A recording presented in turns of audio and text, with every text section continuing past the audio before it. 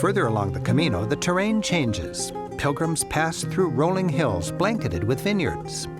The path leads to the small town of Villafranca del Bierzo, where they reach the 12th century Church of St. James with its famous Gate of Forgiveness. The pilgrimage was an arduous trek, and not everyone succeeded. 500 years ago, thanks to a compassionate pope, it was decided that anyone who made it this far and got sick and couldn't complete the journey over the rugged last stretch to Santiago could stop here and call it a successful pilgrimage anyway. Next to the church is a classic Camino Al Bergen. This 80-bed hostel is run by volunteers and provides 10,000 pilgrims a year with nearly free beds. At regular intervals all along the route, humble hostels like this give trail-weary pilgrims a place to tend their needs, from nursing sore feet to doing laundry.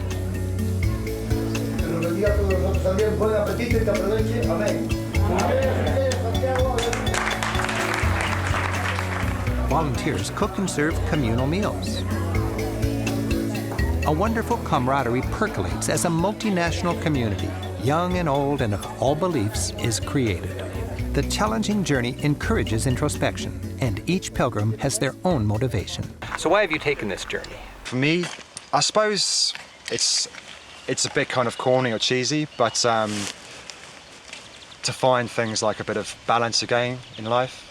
You know, I spend a lot of time in my job working in office, in sales. It's stressful, it's money, money, money. So it's nice to get out on the open roads, live out of a rucksack, just forget about cars and computers and motorways.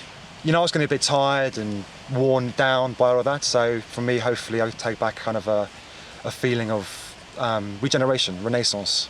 You learn just to live with the silence of the nature around you, and you really feel sent into a world that most of the time does not exist in big towns like Berlin or New York or other towns, because there's always something around you that distracts you. But when you are in villages like this here, yeah, and you only see the church and there's nobody on the street, it's really calming. I think that you feel closer to God doing this Camino. You feel closer to your own soul, because you have time to think about yourself, about your problems, about the things that you left at home, and you feel closer to God, closer to your own soul. The final leg of the journey leads through lush and green Galicia. And the gateway to Galicia is the rustic hamlet of Ocebreo, perched high on a ridge. The town welcomes pilgrims with ancient and characteristic stone huts. The church, founded in the 9th century, is one of the oldest on the Camino route. Pilgrims are sure to stop in for another stamp on their Camino credential.